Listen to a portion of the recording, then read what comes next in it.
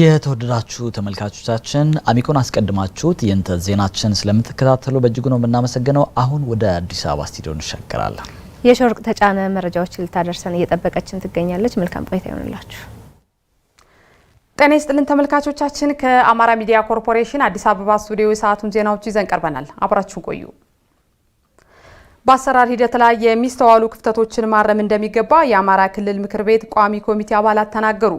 በሰሜን ሸዋ ዞን ምልከታ በተደረገባቸው ሴክተር መስሪያ ቤቶች ላይ የታዩ መልካም ጅምሮችን በማስቀጠልና ጥረቶችን በመለየት ለክልል ምክር ቤት እንዲቀርቡ ይደረጋልን ብለዋል የምክር ቤት አባላቱ። ተጨማሪውን ከብርቱካን ማሞ እንከታተል። የአማራ ክልል ምክር ቤት ቋሚ ኮሚቴ አባላት በሰሜን ሸዋ ዞንና በደብረ ብርሃን ከተማ አስተዳደር ምልከታ እያደረጉ ነው። የቋሚ ኮሚቴ አባላቱ በምልከታቸው ያዩአቸውን መልካም ጅማሮችና ድክመቶችን በመለየት ከሰሜን ሸዋ ዞን አመራሮች ጋር ውይይትን አድርገዋል። በውይይታቸውም በዞኑ አቅም የሚፈቱ ችግሮችን በመንቀስ እንዲፈቱ አቅጣጫ አስቀምጠዋል ይላሉ የሰሜን ሸዋ ዞን አስተዳደር ጽሕፈት ቤት ኃላፊ ግዛቸው ነገሰና የዞኑ ገቢዎች መምሪያ ኃላፊ ደጀኔ በቀለ። እኛም መንፈታቸው በርከት ይላሉ። በተለይ የስራ ዕድል ፈጠራ ጋር ያለው ነገር በደንብ ሀብታችን ለይተን ጸጋችን ለይተን ተጨባጭ በሆነ መንገድ መሰራት እንዳለበት የኛ የቤት ስራ ነው።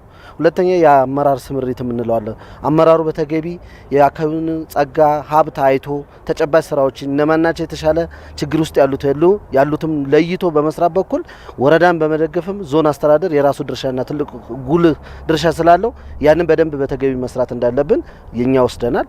እንደ ዞንም በዚህ አመት ወደ 1.9 ቢሊዮን ብር ነው የምንሰበስበው። ከዚህ ውስጥ እስካሁን ወደ 50% አካባቢ ሰብስበናል።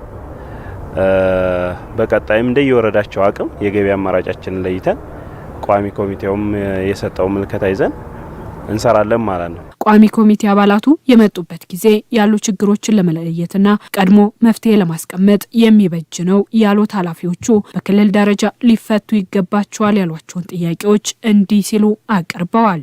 ገቢ እንሰበስባለን ያልነውና የገቢ እቅዱ ከፍ እንዲል የሆነበት የእርሻ ስራ ግብር አዋጅ ይሻሻላል ተብሎ ነበር። እሱ የእርሻ ስራ ግብር አዋጅ አልተሻሻለም። በነበረው መመሪያ ነው እየሰበሰብን ያለ ነው። እቅዱ ላይ ግን ታሳቢ ተደርጎ ነበርና እሱ ላይ መፍትሄ መሰጠት አለበት። ወደ 107 ሚሊዮን ብር አካባቢ መሰብሰብ አንችልም ማለት ነው፣ ከእርሻ ስራ ግብር መመሪያ ባለመሻሻሉ ምክንያት ማለት ነው። ሁለተኛ የንግድ ፍቃድ ሲታደስ እና አዲስ ንግድ ፍቃድ ሲወጣ ገቢን ሰበስብ ነበር እስከዛሬ። እሱም የእቅዳችን አካል ነበረ፣ ወደ 11 ሚሊዮን ብር አካባቢ።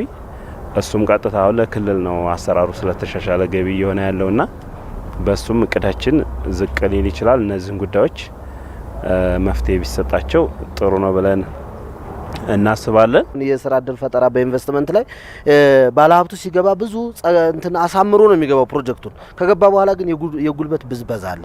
ይህም ብዝበዛ የኛ የምናስገድድበት ነገር የለም በድርድር ካልሆነ በስተቀር። ስለዚህ ክልል ምክር ቤት ህግ ማውጣት አለበት። ደሞዝ እስከ ስንት የኢንቨስትመንት አማራጭን ማስፋት ጋር ተያይዞ የሰራተኞች ደሞዝ ግምት ውስጥ ሊገባ የሚገባው ነገር ግን መፍትሄ ያልተቀመጠለት ጉዳይ ነው ያሉት የበጀትና ፋይናንስ ጉዳዮች ቋሚ ኮሚቴ አባል ጸጋዬ ከበደ ለክልል ምክር ቤት እናቀርባለን፣ ጉዳዩ ግን በፌዴራል ደረጃ የሚፈታ ነው ብለዋል። ከገቢ አሰባሰብ ጋር ተያይዞ ሀሳብ አንስተዋል። የኢንቨስትመንቱ መጀመሪያ ወደ ሀገር ሲመጣ ወይም ወደ አካባቢው እንዲመጣ ሲደረግ በቂ የሰው ኃይል አለ፣ በቂ አቅም አለ፣ ስራ ለማሰራት አመቺ ነው በሚል የመጣ ይሁን እንጂ የደሞዝ ጣራ በአዋጅ የተቀመጠ የለም።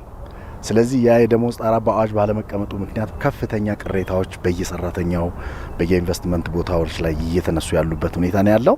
ይሄን ጥያቄ ወደ ክልል ይዘን እንሄዳለን። የገቢ አማራጭን አሟጦ ካለመጠቀም የሚመጡ ጉዳዮች አሉ። የገቢ አማራጭን አሟጦ በመጠቀም ደግሞ ወደ ውጤት የሚመጡ አሉ። አንዳንዶቹ እንደዛም ሆኖ በተሻለ ደረጃ ላይ ነው ያሉት። ከዚህ በኋላ በተለይ ከተማ አስተዳደሮች ላይ የሊዝ ሽያጭ ይኖራል፣ የመሬት ሽያጭ ይኖራል፣ ጨረታ ይኖራል። ከነዛ ነገሮች ጋር ተያይዞ በጀታቸውን ውጤት እንትናቸውን እቅዳቸውን ያሳካሉ ተብሎ ይጠበቃል።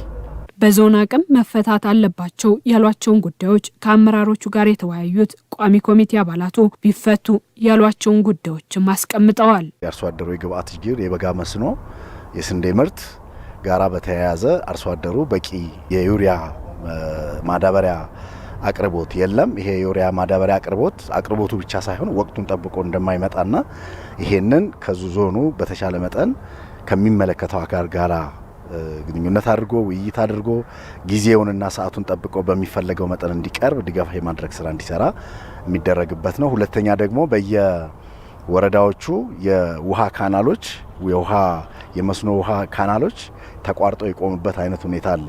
ከኮንትራክተሮች ጋራ ከዋጋ ግሽበት ጋራ ተያይዞ የተቋረጡ ነገሮች ስላሉ እነሱን እንዲቀጥልና ዞኑ በተቻለ መጠን እነዛ ግንባታዎች ተጠናቀው ለህዝብ አገልግሎት የሚውሉበትን ስራ እንዲሰሩ ድጋፍ እንዲያደርጉ የማድረግ ስራ እንዲሰራ ነው።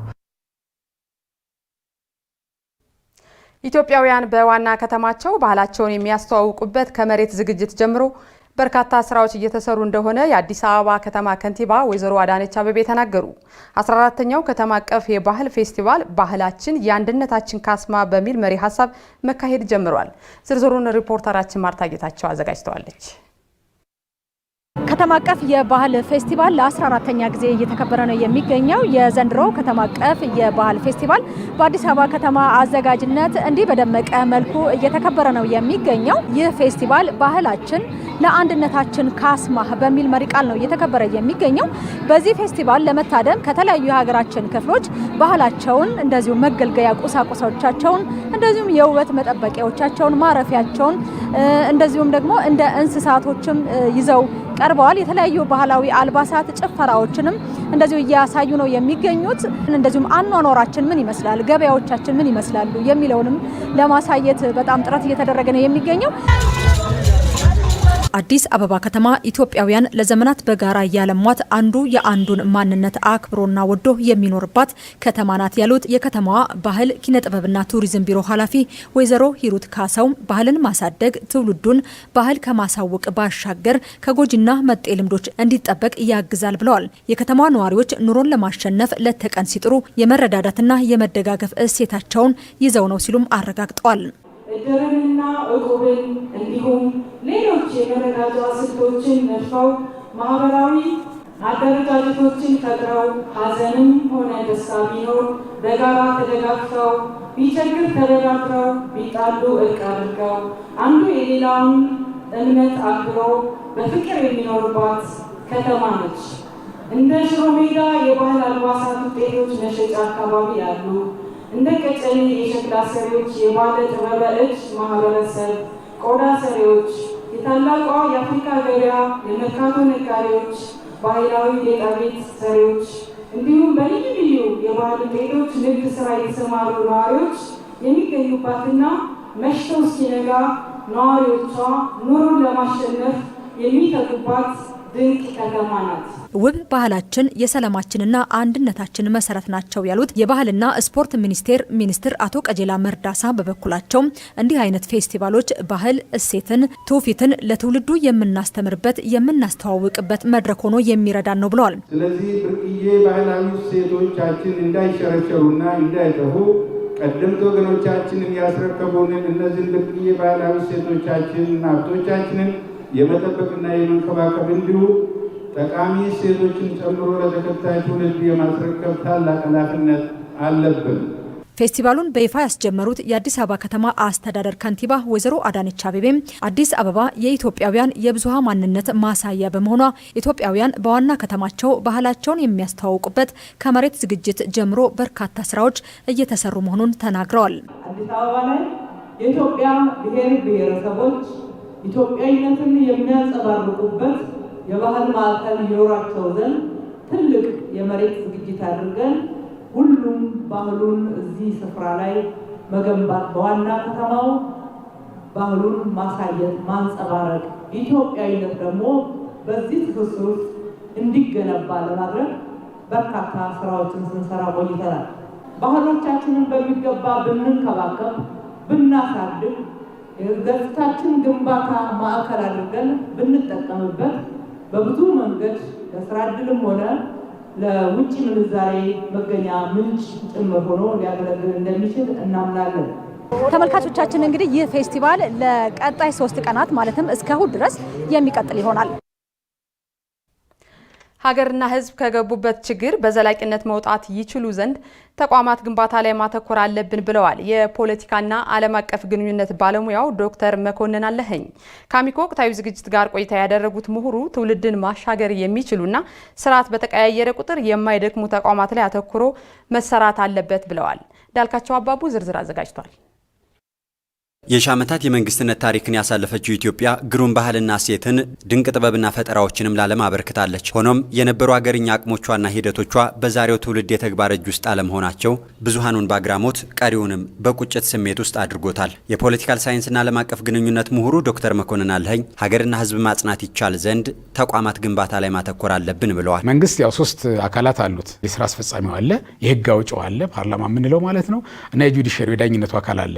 እነዚህ 3ቱ ፒላር በሚገባ መጠናከር አለባቸው። የሰላም ተቋማት፣ የዲሞክራሲ ተቋም፣ ሚዲያ፣ እነዚህ ነገሮች ካልተጠናከሩ መንግስት ተጠናክሯል ማለት አንችልም።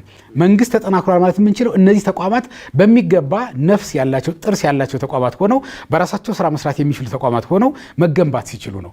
እዚህ ላይ ክፍተት ይታያል ነው እና ይህንን በሚገባ ተጠቅመናል ወይ? ይህንን ኢንስትሩመንት ይህ ተቋም ነው። እነዚህን ተቋማት ገንብተናል ወይ? ትረስት መጥቷል ወይ በህዝብና በመንግስት መካከል? ኢትዮጵያን በሙሉ በኢትዮጵያ ፌዴራል መንግስት ላይ ያላቸው እይታ ትረስት ምን ይመስላል? ይህ ትረስት አለ ወይ? ይህንን መገንባት ስንችል ተቋማት ገንብተናል ማለት የምንችለው። እንደ ሲአይኤ፣ ሞሳድና ኬጂቢ ያሉ የደህንነት ተቋማትም ይሁኑ በዓለማችን ያሉ መሰል ታላላቅ የሰላምና ደህንነትና የዴሞክራሲ ስርዓት ግንባታ ተቋማት ዘመን ስርዓትና መሪ ቢለዋወጥም ያለውን እያስቀጠለ ልዕለ ኃያልነታቸውን አስጠብቀው ቀጥለዋል። ተቋማት የሀገር ግንባታ አምዶች እንደሆኑ የሚያነሱት ዶክተር መኮንን ይህ ልምድ ግን እኛ ዘንድ መተግበር አለመቻሉን ያነሳሉ። እነዚህ ተቋማት በሚገባ ነፍስ ያላቸው ጥርስ ያላቸው ተቋማት ሆነው በራሳቸው ስራ መስራት የሚችሉ ተቋማት ሆነው መገንባት ሲችሉ ነው። እዚህ ላይ ክፍተት ይታያል። በተለይ የሪጅም ለውጥ ባደረግን ቁጥር እነዚህን ተቋማት እንፈትናቸዋለን። ሁሌም እናፈርስና በአዲስ እንተካቸዋለን። እናፈርስና ምንጊዜ ከስክራች ነው የምንጀምረው። ብዙ ጊዜ በጣም በሀገር መንግስት ግንባታችን ሂደት ውስጥ እኔ እንደ መሰረታዊ ችግር የማየው ከስክራች ነው የምንነሳው። ሁሌ ከዜሮ ነው የምንነሳው። ባለን ላይ የደመርን የሚሄድ ትሬንዱ ገና አልዳበረም። ፖለቲካችን ይዳብር ከተባለ፣ ተቋማት ይጠናከሩ ከተባለ፣ ለነዚህ ለዘመናት ጥያቄዎቻችን መልስ እንስጥ ከተባለ የፖለቲካ ተቋሞቻችን በሚገባ መጠንከር መቻል አለባቸው። እንደ ፖለቲካል ሳይንስ ምሁሩ ዶክተር መኮንን ሀሳብ የተቋማት አቅምና ጥንካሬ መምጣት ይችል ዘንድ ችግር የሆነው በጣም ቤዚክ ችግር እየሆነብን የመጣው ፐርሰናሊቲ ከልት ላይ ነው ፎከስ እያደረግን የመጣ ነው። ምናልባት አንዳንድ የግለሰቦችን ፐርሰናሊቲ ከልት የመገንባት ላይ መሪዎቻችን ብቻ ለምሳሌ አንድ ግለሰብ ሊሆን ይችላል ሜቢ በንጉሰ ነገስቱ ዘመን ልናይ እንችላለን። ንጉሰ ነገስቱ ብቻ ጎልተው የሚታዩበት ሁኔታ ሊታይ ይችላል። ለምሳሌ እሳቸው ብቻ ፌመስ አድርጎ የማየት ውጭ ሲሄዱ የተለየ አቀባበል ይደረግላቸዋል፣ የመሳሰሉ ነገሮች። ወይራዝ አገሪቱ ግን ያን ያክል የምንጠብቀው ለውጥ ሳታመጣ መቀጠል።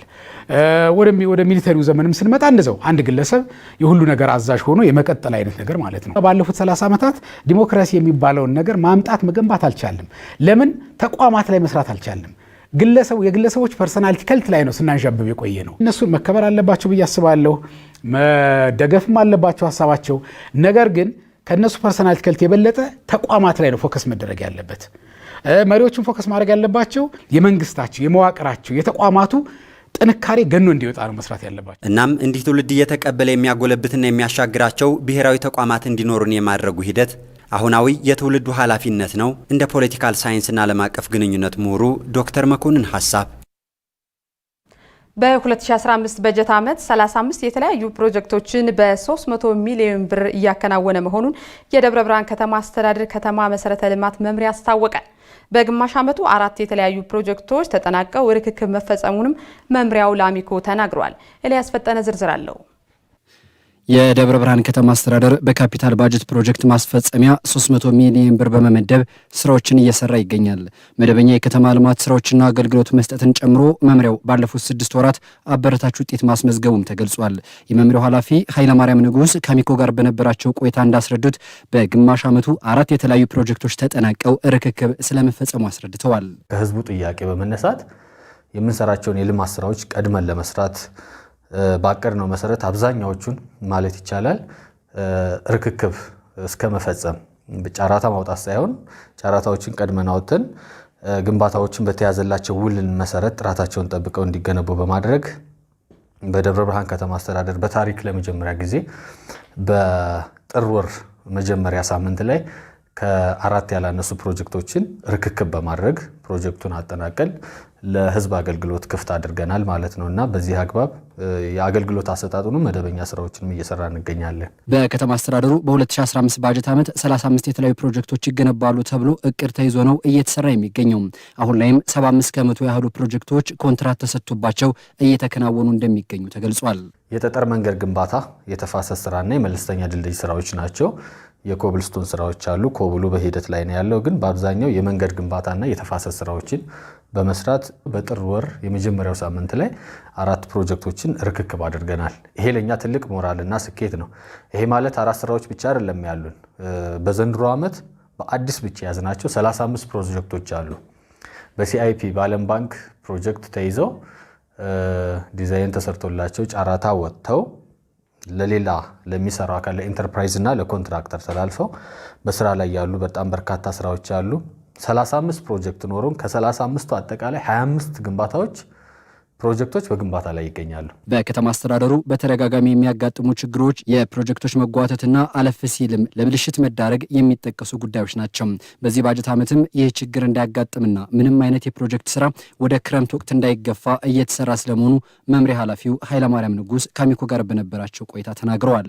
የተለየ መሰናክል ካልገጠመን እንደ ወትሮው እንጨርሳለን ብለን ክረምት ላይ እንገባለን ብለን አናስብም። ምክንያቱም ዛሬ ላይ ሆነን ብዙ ፕሮጀክት ማጠናቀቅ ችለናል፣ ርክክብ አድርገናል። ስለዚህ በያዝነው አግባብ ጠንክረን ተጋግዘን መቀጠል ከቻልን ፕሮጀክቶች ክረምት ላይ ይደርሳሉ ወይም ይጓተታሉ ብለን አናስብም። ስለዚህ ከወዲሁ እኛ ጠንክረን እንሰራለን። አንድም ፕሮጀክት በክረምት ምንም ፕሮጀክት በጭቃ ምንሰራው ይኖራል ብለን አናምንም። ለዚህም በየደረጃው ኮሚቴ፣ ቴክኒካል ኮሚቴ፣ ማኔጅመንት ኮሚቴ በማዋቀር የግንባታ ሂደቱን በጥንቃቄ በሳምንት 3 ቀን ጥብቅ ክትትልና ድጋፍ ማድረግ እየሄድን ስለሆነ ያዝናቸውን የልማት ፕሮጀክቶች በተገቢው እንደምናጠናቀቅ ከተማ አስተዳደሩ በደንብ ይተማመናል ማለት ነው። በከተማዋ እየተገነቡ የሚገኙ የተለያዩ መሰረተ ልማት ዝርጋታዎች ብልሽት እንዳያጋጥማቸው ህብረተሰቡ እንክብካቤ ሊያደርግ ይገባል ያሉት መምሪያ ኃላፊው መምሪያው ከሚያደርገው የቁጥጥር ስራ ባሻገር የሚታዩ ችግሮች ካሉ ከህብረተሰቡ በሚመጡ ጥቆማዎች መሰረት ማስተካከያዎች ይደረጋሉ ተብሏል።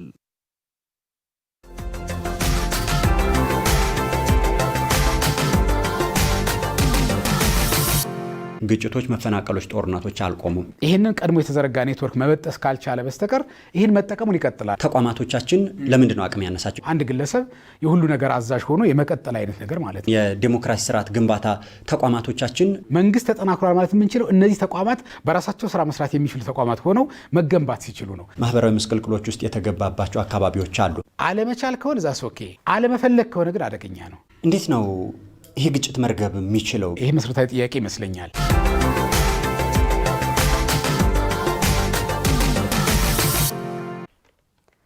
ተመልካቾች ከአማራ ሚዲያ ኮርፖሬሽን አዲስ አበባ ስቱዲዮ ሲተላለፉ የቆዩ ዜናዎች እነዚህን ይመስላሉ። ከዜናዎቹ ጋር የሺወርቅ ተጫነ ቆይታ አደረኩ። መልካም ጊዜ።